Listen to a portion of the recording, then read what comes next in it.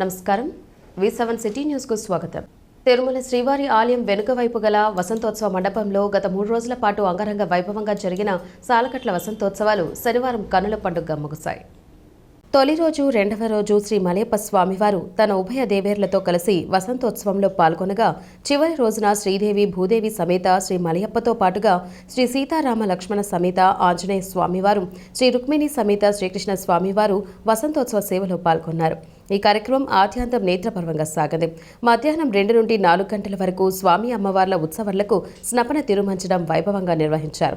ఇందులో పాలు, పెరుగు, తేనె, కొబ్బరి నీళ్లు, పసుపు, చందనంతో అభిషేకం చేశారు.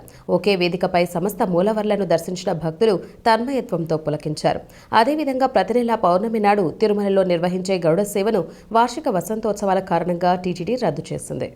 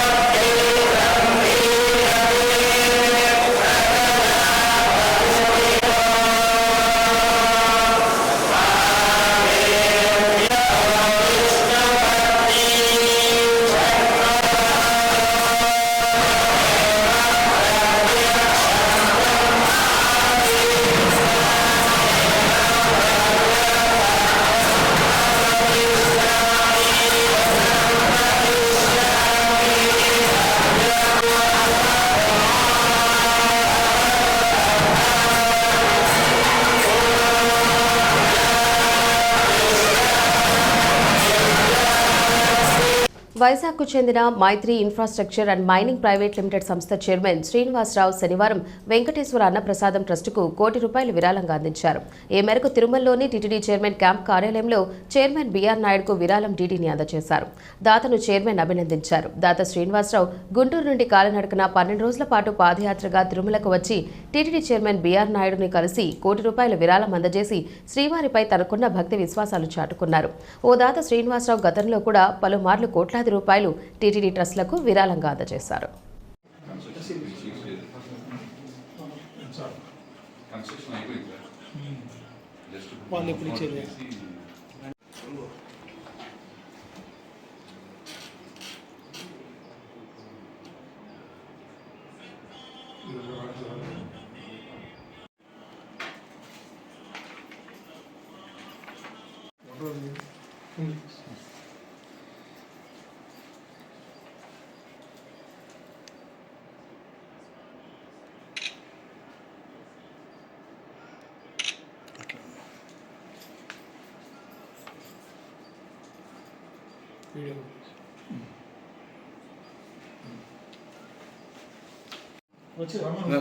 తీసుకున్నారు సార్.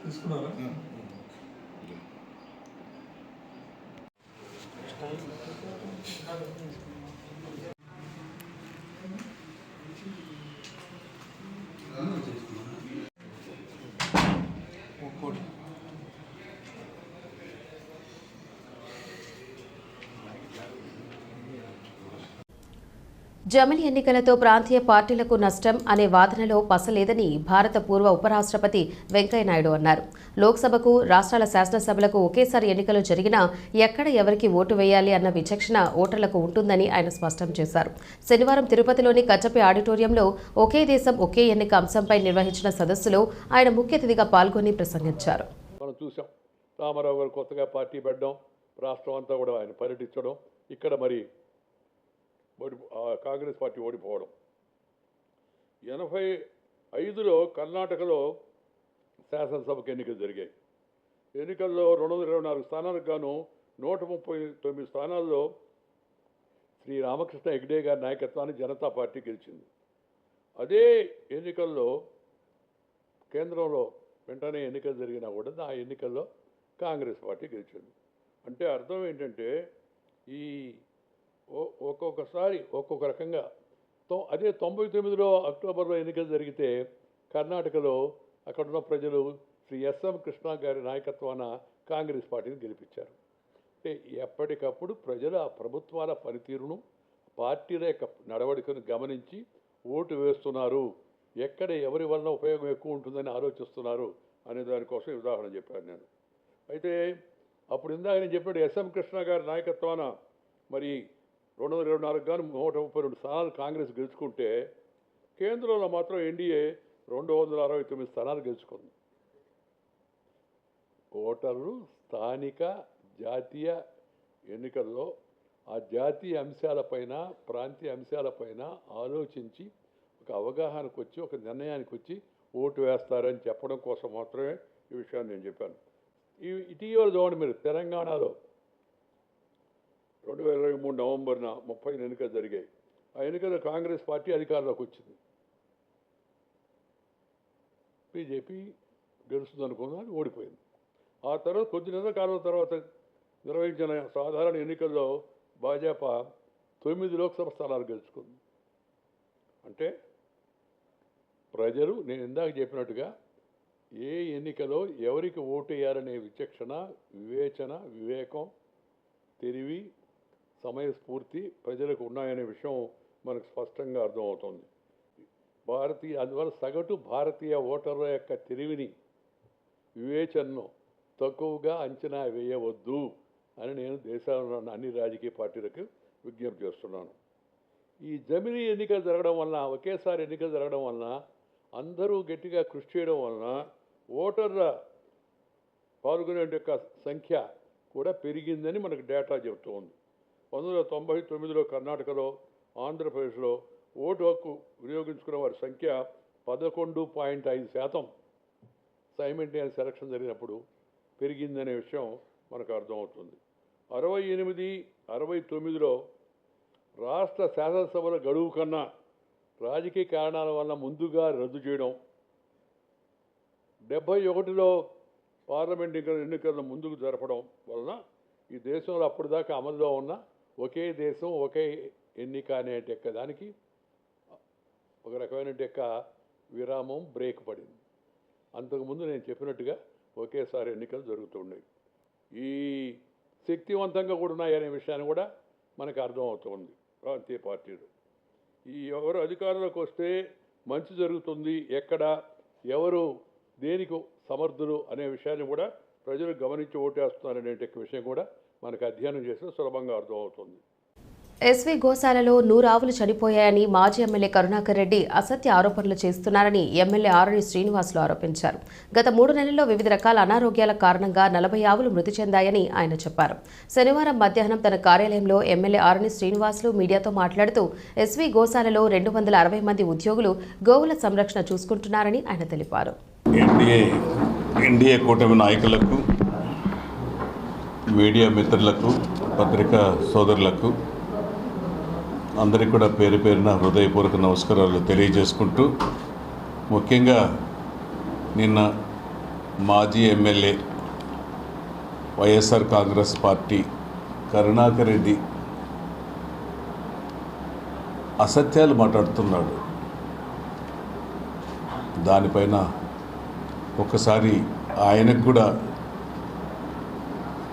సత్యమేవ జయతే, సత్యమే మాట్లాడాలి, నిజమే చెప్పాలి, భగవంతుడు ఉన్నాడు, శిక్షిస్తాడు అని తెలియజేస్తూ నేను ఒకటే చెప్తున్నా, ఇది 50-60 సంవత్సరాలుగా నుంచి తిరుమల తిరుపతి దేవస్థాన పరిధిలో వెంకటేశ్వర స్వామి వెలసి ఉండే నిలయంలో గోశాల ప్రారంభమైంది. దాదాపు ఇప్పుడు 1785 ఆవులు ఉన్నాయి. దాదాపు 260 మంది సిబ్బందిని పెట్టి మనుషుల్ని ఎలా చూసుకుంటున్నారో అలా గోవులను కూడా అత్యంత ప్రీతి పాత్రులైన వెంకటేశ్వర స్వామికి గోవులంటే చాలా ఇష్టం. అటువంటి దాన్ని 260 మంది మా ఉద్యోగులను నియమించి ఆవుటికి కావాల్సిన పశుగ్రాసం అయితేనేమి, ఫీడ్ అయితేనేమి, దానికి కావాల్సిన వసతులు అయితేనేమి, ముఖ్యంగా డాక్టర్లు కూడా నియమించారు. 60 సంవత్సరాలుగా ఉన్నాయి, నడుస్తూ ఉన్నాయి. కొంత 1-2 చనిపోయే అవకాశాలు ఉన్నాయి. ముసలితనంలో జబ్బు వచ్చి చనిపోయే అవకాశాలు ఉన్నాయి. మనుషులు కూడా హార్ట్ అటాక్ వస్తూ ఉంది. బాగుండే మనుషులకు కూడా జబ్బులు వస్తున్నాయి. రకరకాల వివిధ రకాలైన జబ్బులు వస్తున్నాయి మనుషులకు. మనుషులు చనిపోవడం లేదా? కరుణాకర్ రెడ్డి గారు ఒక్కసారి ఆలోచించు మాట్లాడే ముందు. గోవులకు ఇంతకన్నా మించి తిరుమల తిరుపతి పుణ్య నిలయంలో ఎవరైనా అశ్రద్ధ వహిస్తున్నారా? ఇప్పుడు మీ ప్రభుత్వంలో కావాలంటే ఇష్టానుసారం చేశారు. అజమాయిషీ లేదు. నీ పెత్తనము, ఇంకా చంద్రగిరి ఎమ్మెల్యే చెవిరెడ్డి పెత్తనం ఇక్కడ కొనసాగింది. గత 5 ఏళ్ళు తిరుమల తిరుపతి సొంత ఆస్తిలాగా, సొంత ఇల్లులాగా, సొంత నిలయం మాదిరి చేసుకున్నారు. నీకు భగవంతుడు దేవుడు అంటే భక్తి లేదు. భగవంతుడు నిన్ను క్షమించి నీ కులాన్ని కూడా దాచిపెట్టుకొని, హిందూ ధర్మానికి కట్టుబడి నువ్వు కులాన్ని కూడా దాచిపెట్టుకున్నావు. నీ కులాన్ని దాచిపెట్టుకొని నువ్వు చైర్మన్గా 2 సార్లు సాగావు. నీ హయాంలో ఎన్ని ఆవులు చనిపోలేదా? ఒక్కసారి నీవు ఆత్మ విమర్శ చేసుకొని మాట్లాడు కరుణాకర్ రెడ్డి గారు. నిన్నేమో నీ కొడుకు కరెంట్ ఛార్జీలు పెంచారని డ్రామాలు వేశాడు పార్కులో. తెల్లవారి 6 గంటలు వాకర్స్ అసోసియేషన్ సభ్యులు పెట్టుకొని. నీ కొడుక్కి ఒకటే చెప్తున్నాం, కౌంటర్ ఇచ్చాం. నీ కొడుకు పైన కేసులు కూడా బుక్ చేశాం. ఇప్పుడు కూడా నీ పైన కూడా అసత్యాలు మాట్లాడుతున్నావు. 300 ఆవులు చనిపోయినాయనేసి ఫోటోలు తీసి ప్రెస్లో మాట్లాడుతున్నావు, పత్రికల్లో ఇస్తున్నావు. కేవలం 40 నుంచి 42 ఆవులే ఈ చనిపోయా ఈ 2 సంవత్సరాల్లో 3 సంవత్సరాల్లో చనిపోయినాయి, లెక్కలు ఉన్నాయి. ఏ ఆవు ఎన్ని ఆవులు ఉన్నాయి, ఎన్ని చనిపోయినాయి అనేసి లెక్కలు ఉన్నాయి. తిరుమల తిరుపతి ఇది సొంత వ్యవస్థ కాదు, ఇది దేవస్థానం, భగవంతుడి నిలయం, వ్యవస్థ ఉంది. తిరుమలలో భద్రత డొల్లా మరోసారి బయటపడిందని నేడు పాదరక్షలు వేసుకుని శ్రీవారి ఆలయం మహద్వారం వరకు 3 భక్తులు వెళ్లారు. అంటే ఎలాంటి భద్రత ఉందో తెలుస్తోందని భక్తులు శ్రీవారి దర్శన వైకుంఠ క్యూ కాంప్లెక్స్ నుంచి మహద్వారం వరకు వచ్చినా పట్టించుకోలేదని మాజీ ఎమ్మెల్యే భూమన కరుణాకర్ రెడ్డి తీవ్ర స్థాయిలో మండిపడ్డారు. తిరుపతి నగరంలోని ఆయన కార్యాలయంలో ఏర్పాటు చేసిన విలేకరుల సమావేశంలో ఆయన మాట్లాడారు. పరమపావనుడైన వెంకటేశ్వర స్వామి ఆలయంలో భద్రతా వైఫల్యం, వాళ్ళ డొల్లతనం ఈ రోజున మరింత స్పష్టంగా లోకవిదితమైంది. ఈరోజు శ్రీవాణి దర్శనానికి వెళ్ళినటువంటి 3 భక్తులు వైకుంఠం క్యూ కాంప్లెక్స్ నుండి మహద్వారం వరకు, అంటే దాదాపు 1/2 కిలోమీటర్ మేర మధ్యలో దాదాపు 3 అంచెల భద్రతా సిబ్బంది ఉంటున్నారు కూడా. ఉండినా వీళ్ళు పాదరక్షలతో మహద్వారం వరకు రావటం తిరుమల తిరుపతి ఆలయ చరిత్రలోనే ఇలాంటి దుర్ఘటన జరగటం మొదటిసారి. శ్రీవారి ఆలయ 4 మాడ వీధులలో పాదరక్షలు ధరించటం మీద నిషేధం ఉన్నది.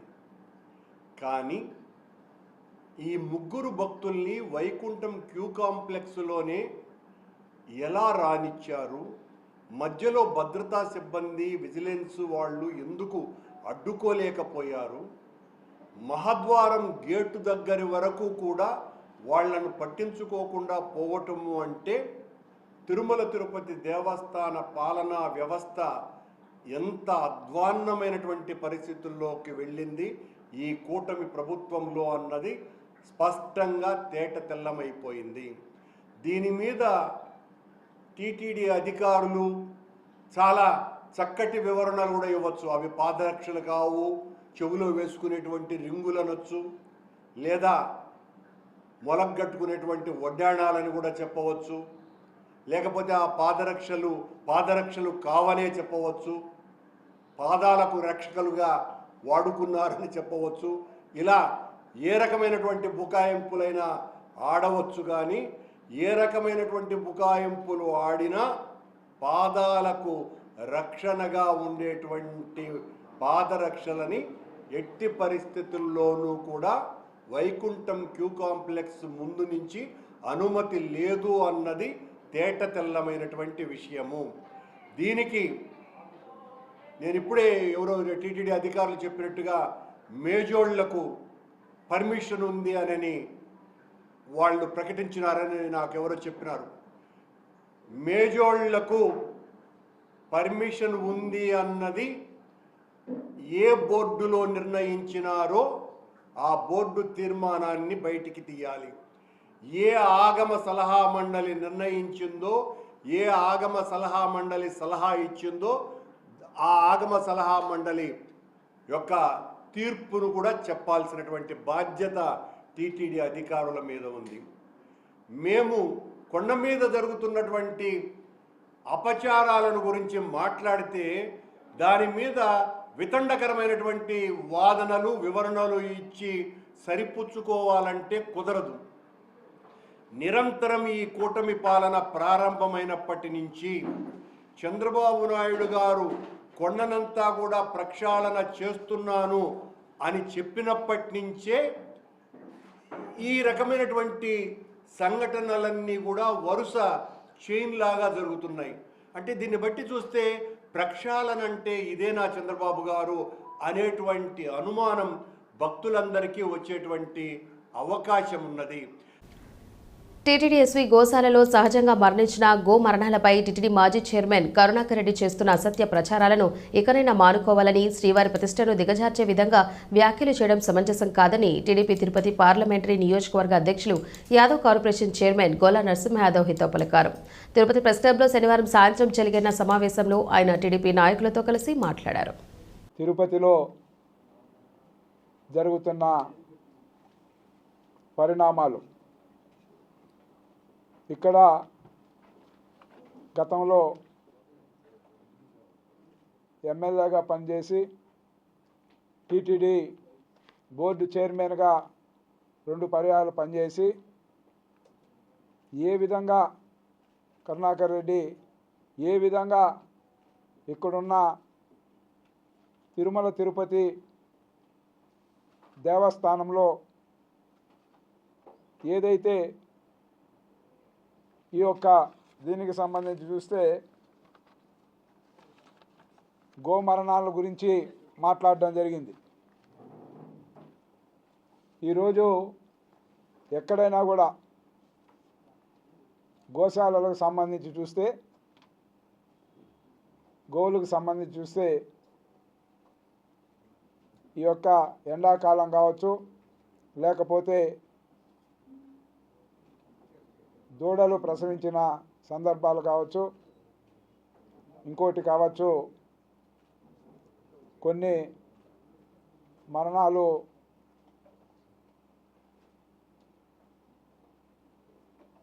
ఉంటాయి, సహజ మరణాలు మామూలుగా. కానీ ప్రఖ్యాతి చెందిన శ్రీవారిని, తిరుమల తిరుపతి దేవస్థానాన్ని ఈ విధంగా రాజకీయ లబ్ధి కోసం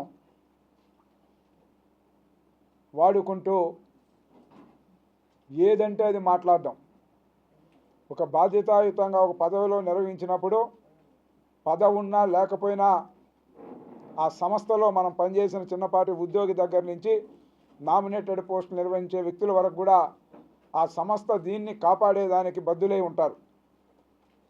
కనీసం కరుణాకర్ రెడ్డి గారికి అది కూడా తెలిసినట్లేదు.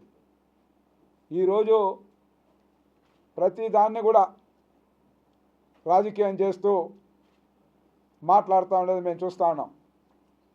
సూటిగా ప్రశ్నిస్తూ ఉన్నాం. ఎన్నికల ముందు ఎన్ని కోట్ల రూపాయలు సివిల్ వర్కులకి ఎందువల్ల కేటాయించాల్సి వచ్చిందో సమాధానం చెప్పని అడుగుతా ఉన్నాం. గతంలో ఎప్పుడైనా అన్ని కోట్ల రూపాయలు సివిల్ వర్కుల పేరుతో చేసింది మనం చూసామా? మళ్ళీ ఆ మధ్య ఇంకో ప్రెస్ మీట్ వాళ్ళ తనయుడు అభినయ్ రెడ్డి మాట్లాడతాడు. లోకేష్ గారి దీని నుంచి దర్శనాల విషయం ఇంకోటి. ఒక్కటి తిరుపతి ప్రజలందరికీ తెలుసు, ఈరోజు దర్శనాల విషయంలో ఏ విధంగా పారదర్శకంగా టీటీడీ చైర్మన్ దగ్గర నుంచి బోర్డు మెంబర్లు కానీ అందరూ కూడా మా అధినేత చంద్రబాబు నాయుడు గారు తిరుమల తిరుపతి పైన ఉన్న ఆయన ఇరవేల్పు శ్రీ వెంకటేశ్వర స్వామి. కానీ ఆ దర్శనాలు మీరు ఇబ్బడి ముబ్బడిగా ఏ విధంగా వైకుంఠ ఏకాదశి వచ్చినా, జనవరి 1 వచ్చినా, బ్రహ్మోత్సవాలు వచ్చినా రాజకీయ నాయకులు లెటర్లు ఇచ్చి సిఫార్సు లెటర్లతో చాలా కాలంగా సాగుతూ ఉంటుంది. కానీ మీ పరిపాలనలో టోకన్ సిస్టమ్ పెట్టి టోకన్ నెంబర్ 1, టోకన్ నెంబర్ 2 అని చెప్పేసి ఎవిడెన్సే లేకుండా వేలాది దర్శనాలు ఇచ్చారా లేదా? తిరుమల శ్రీ వెంకటేశ్వర స్వామికి పరమ భక్తుడైన శ్రీ భక్త కనకదాస విగ్రహాన్ని ఏర్పాటు చేయాలని గడిచిన కొన్ని సంవత్సరాలుగా ప్రజాప్రతినిధులకు సంఘం నాయకులు వినతులు ఇవ్వడం జరిగింది. రాష్ట్రంలో కూటమి ప్రభుత్వం అధికారంలోకి వచ్చాక తిరుపతి శాసనసభ్యునిగా ఎన్నికైన ఆరణి శ్రీనివాసులకు బీసీ సంక్షేమ శాఖ మంత్రి సబితకు కురబ సంఘం నాయకులు వినతులు ఇచ్చారు. ఈ కార్యక్రమంలో తిరుపతి నగర పరిధిలోని బస్టాండ్ కూడలి వద్ద శ్రీ భక్త కనకదాస విగ్రహ ఏర్పాటుకు శనివారం ఎమ్మెల్యే ఆరణి శ్రీనివాసులు చేతుల మీదుగా విగ్రహ స్థాపన కోసం భూమి పూజ కార్యక్రమాన్ని చేపట్టారు. ఈ సందర్భంగా ఎమ్మెల్యే మాట్లాడారు. ఓం నమో వెంకటేశాయ. జై కనకదాస. కనకదాసు విగ్రహం తిరుపతి మహానగరంలో బస్టాండ్ కూడలిలో కనకదాసు భక్తులు ఏర్పాటు చేయడం, కనకదాసు విగ్రహానికి భూమి పూజ చేయడం చాలా సంతోషకరం. ఈ తిరుపతి పుణ్యక్షేత్రములో శ్రీ కలియుగ వెంకటేశ్వర స్వామి, శ్రీకృష్ణ పరమాత్ముడు వీళ్ళిద్దరిపైన ఎన్నో కీర్తనలు పాడి భగవంతుడిని ఆలాపించి భక్తులను ఉసిగొలిపి భక్తులకు దైవం ఉన్నాడు, వెంకటేశ్వర స్వామి ఉన్నాడు, శ్రీకృష్ణ పరమాత్ముడు ఉన్నాడు. తిరుపతి నగరంలో కొన్ని సంవత్సరాలుగా నగర ప్రజలకు, పిల్లలకు అందుబాటులో ఎగ్జిబిషన్ ఏర్పాటు చేస్తున్నారు. ఇదే తరుణంలో శనివారం భువనేశ్వరి ట్రేడ్ ఫేర్ ఎగ్జిబిషన్ను స్థానిక ఎమ్మెల్యే ఆర్డి శ్రీనివాసులు కూటమి నాయకులతో కలిసి ప్రారంభించారు. ఈ సందర్భంగా వారు మాట్లాడారు. ఓం నమో వెంకటేశాయ.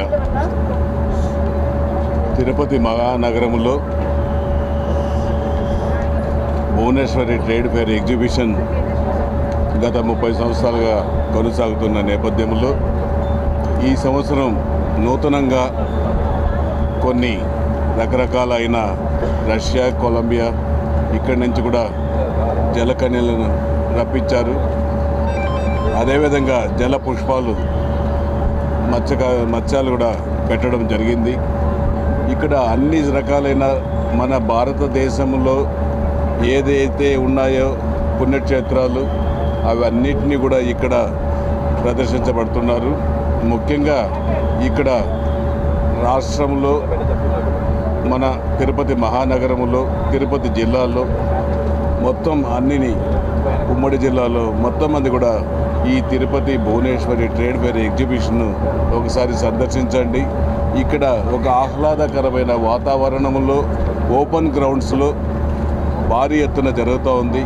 ఇక్కడ అన్ని రకాలైన జైంట్ వీళ్ళు మన దానికి సంబంధించినంగా మొత్తం కూడా అన్ని ఆహ్లాదకరమైన పిల్లలకు ఎటు హాలిడేస్ వస్తున్నాయి కాబట్టి ఈ హాలిడేస్లో ఈ ఎగ్జిబిషన్ని సందర్శించేదానికి అనుకూలంగా ఉంది. ఎంటర్ అయితేనే ఒక ఆహ్లాదకరమైన వాతావరణాన్ని మన భువనేశ్వరి ట్రేడ్ ఫేర్ అధినేత శ్రీనివాసులు గారు కల్పించారు. చాలా సంతోషంగా ఉంది. ఇక్కడ అన్ని రకాలైన ఫుడ్ కోర్ట్లు, షాపింగ్ మాల్లు, కాంప్లెక్స్లలో తయారయ్యే వస్తువుల షాపులు కూడా ఇక్కడ పెట్టడం చాలా ఎగ్జిబిషన్కి వస్తే మనం కొనుక్కోవాలన్నా ఏది తినుబండారాలు కూడా చేయాలన్నా చాలా సౌకర్యమైన వసతులు కల్పిస్తున్నారు.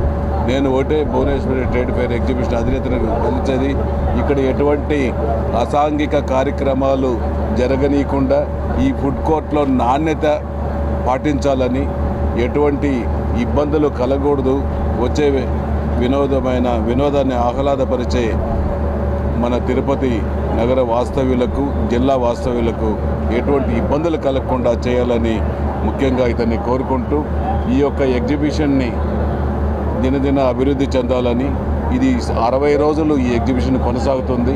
ప్రింట్ మీడియా మిత్రులకు, ఎలక్ట్రానిక్ మీడియా మిత్రులకు నా హృదయపూర్వక ధన్యవాదాలు తెలుపుకుంటూ భువనేశ్వరి ట్రేడ్ ఫేర్ ఎగ్జిబిషన్ గత 30 ఏళ్ళుగా దిగ్విజయంగా నడుపుతున్నాము. దాంట్లో ప్రతి సంవత్సరం అమర్నాథ్ యాత్ర, వైష్ణవి యాత్ర, టైటానిక్, కేదార్నాథ్, తాజ్మహల్ ఇలా ప్రతి సంవత్సరం ఒక్కొక్క ముఖం ధరతో మా ఒక భువనేశ్వరి ట్రేడ్ ఫేర్ ఎగ్జిబిషన్ని మా తిరుపతి వాళ్ళు, చుట్టుపక్కల ఉన్న పల్లెటూరు వాళ్ళు మాకు మంచిగా ఆశీర్వదించి మమ్మల్ని ఆశీర్వాదం చేస్తున్నారు, బాగా ఆదుకుంటున్నారు.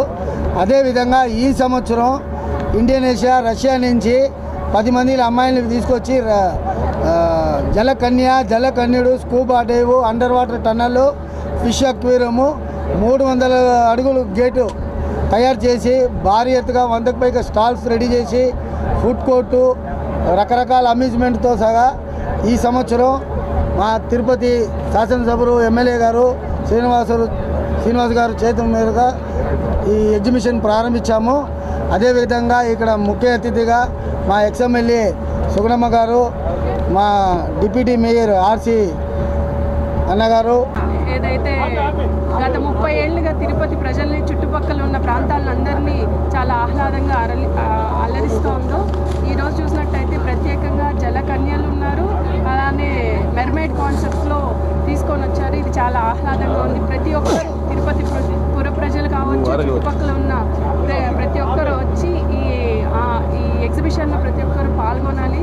ఎందుకంటే చూసినట్టయితే కొత్త కొత్త కాన్సెప్ట్స్ గత 30 ఏళ్లుగా ఒకదాని తర్వాత ఒకటి ప్రతి ఒక్కటి నూతనంగా తీసుకొచ్చిన దానికి ముఖ్యంగా శ్రీనివాసులు అన్న గారికి ఈ స్థలాన్ని ఏదైతే ప్రతిసారి ఇస్తున్నారో యాలమూరి శ్రీనివాసరెడ్డి అన్న గారికి అండ్ ముఖ్యంగా తిరుపతి ప్రముఖులందరూ ఇక్కడికి విచ్చేసిన ప్రతి ఒక్కరికి నా హృదయపూర్వక నమస్కారాలు తెలియజేసుకుంటున్నాను. ప్రతి ఒక్కరు రావాలి. ఇందులో చాలా ఆహ్లాదకరమైన ఎక్విప్మెంట్స్ అన్నీ ఉన్నాయి. అందరూ సంతోషంగా ఇందులో పాల్గొనాలని కోరుకుంటున్నాను. ఈ వార్తలు ఇంతటితో సమాప్తం. నమస్కారం.